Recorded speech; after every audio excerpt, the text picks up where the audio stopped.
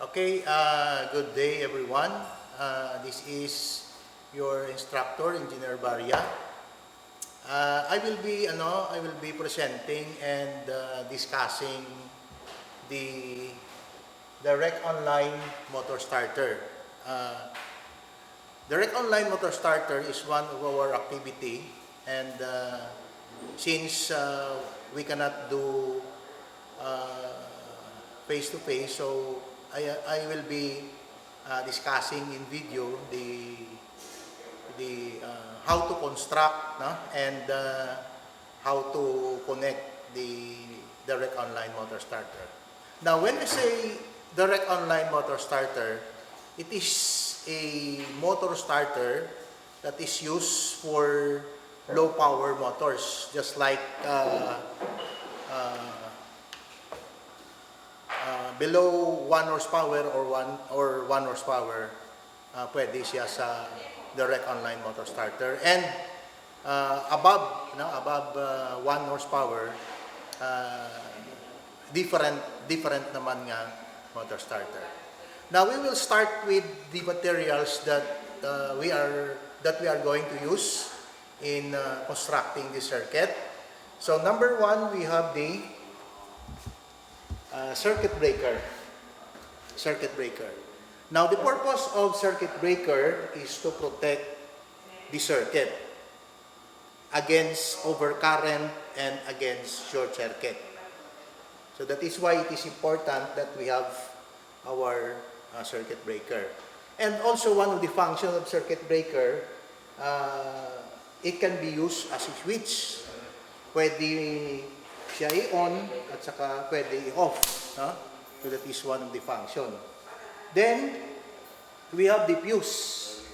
I think the purpose of the fuse is very common to us, which is also used for protection against overcurrent and short circuit. So we will be using two fuses. Okay, so going back sa circuit breaker, by the way, we will be using three-phase circuit breaker. Since nga ang motor naton is three-phase. Then, ang next naton nga equipment, we have the push-button switch. Now, push-button switch is used for starting and stopping the motor. So, we have a push-button switch which is normally open and normally closed. Okay, so as you can see in the diagram of normally open, so the contact is open and it is used for starting. So we have two terminals in our push-button switch. Then another one is we have the stop button. So this is used for stopping the motor, and you will notice that the diagram is normally closed. Okay? So when you're going to press the start button, since it is normally open, magko-close yan, magko-close. And if you release, it will go back to open position. Kasi mayroon siyang return spring. The same thing in our stop button. It is normally closed, but if you are going to press the button, it will open. Pero pag ni-release mo, it will go back to closed position. So, this button or this switch, ito ang gagamitin natin for starting and stopping the motor. So meron tayong diagram dito. Now we have here our diagram. So this is the diagram of the start button. You will notice open contact. That is why it is normally open. No? Take note, NO is normally open and NC is normally closed. Okay? Now, if you are going to press the button, then i-close yan ng ating switch. And if you release, since meron siyang return switch, so it will go back to open position. The same thing sa aton nga stop button. Normally close yan, pero pag na-press mo, it will open. Okay? Okay, next we have our magnetic contactor. Magnetic contactor. Now, the magnetic contactor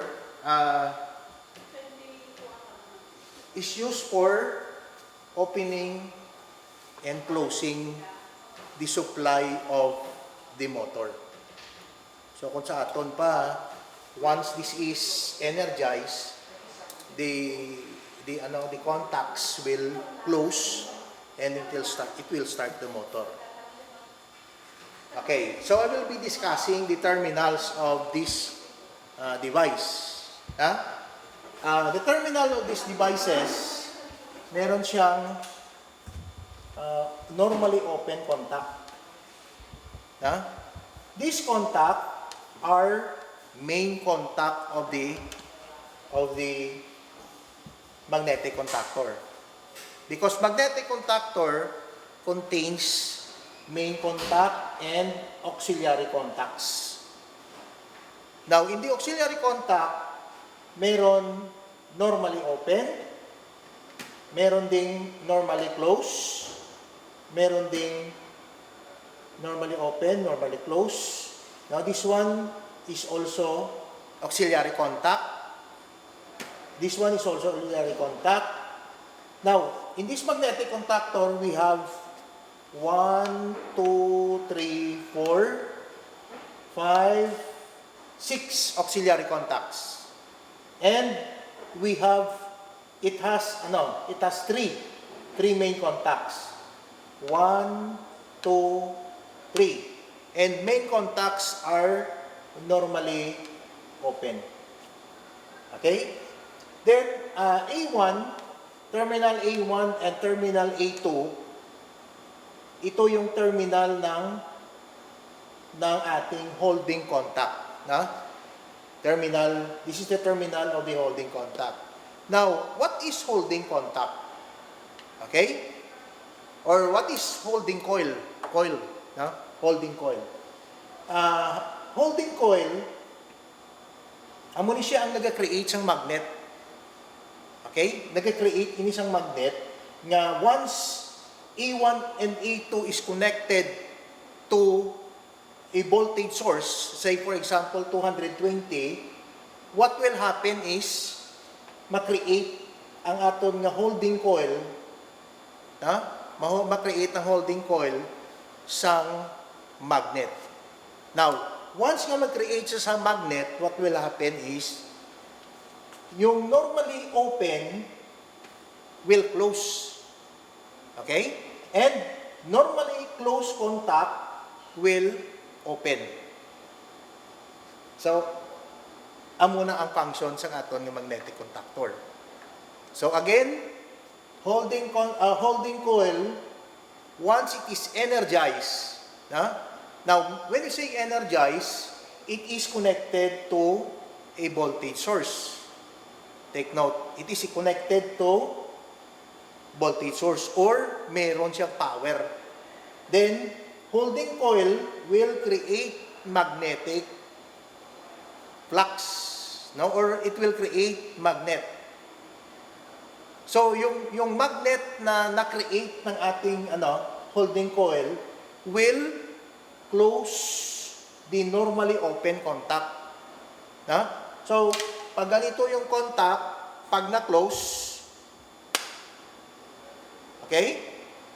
So, normally open will close. And normally closed contact will open. So, paano mo malalaman, kung normally open? Mayroong symbol or mayroong diagram. Ang aton nga magnetic contactor. Okay? Next device, we have the Next device natin is we have the overload relay, this one. Now, ang purpose ng overload relay, ang purpose siya is to open the circuit or it will stop the motor when it is overloaded para hindi ma-damage yung motor. Okay? So again, overload relay, the function of overload relay is to protect the motor against overload. Okay? It will protect the motor against overload. Once the motor is overloaded, it will stop the motor automatically. And it will sound the alarm pag meron kong alarm connected. Now, the terminals or the contacts or terminals, it has three terminals. Since 3 phase ang motor naton, may ara siya nga 3 ka terminal. Na? And you will notice na may ara diri nga 2 ka contact. One contact is normally open and the other contact is normally closed. So the action of these 2 contact is once the motor is overloaded, contact number 95 and number 6, since it is closed, it will open. And contact number 97 and number 98, since it is open, it will close. So yun yung function ng dalawang contact. Na? Take note, once the motor is overloaded, the function of 95 and 96, since it is normally closed, it will open. And yung function naman ng 97 and 98, since it is normally open, it will close. That is why, during overloaded, must stop yung motor because 95 and 96 will open. Okay? Open na. Amo na nga ma-start ang motor naton. And, ma-close ang 97, 98, amo ni siya ang ma-sound sang aton nga alarm. Nga meaning to say, nag-stop ang imo nga motor. Okay? Next is, we have also our indicator lamp. Na, may indicator lamp kita. Now, ang indicator lamp, we have the standby. Meaning, sa standby, the power is ready when this is lighted or kung magsiga ni siya, meaning to say, the power is ready. Okay? Now, we have another indicator lamp which is labeled run. Once the motor is started, magsisindi or masiga ni ang imo nga run lamp. That indicates that the motor is running.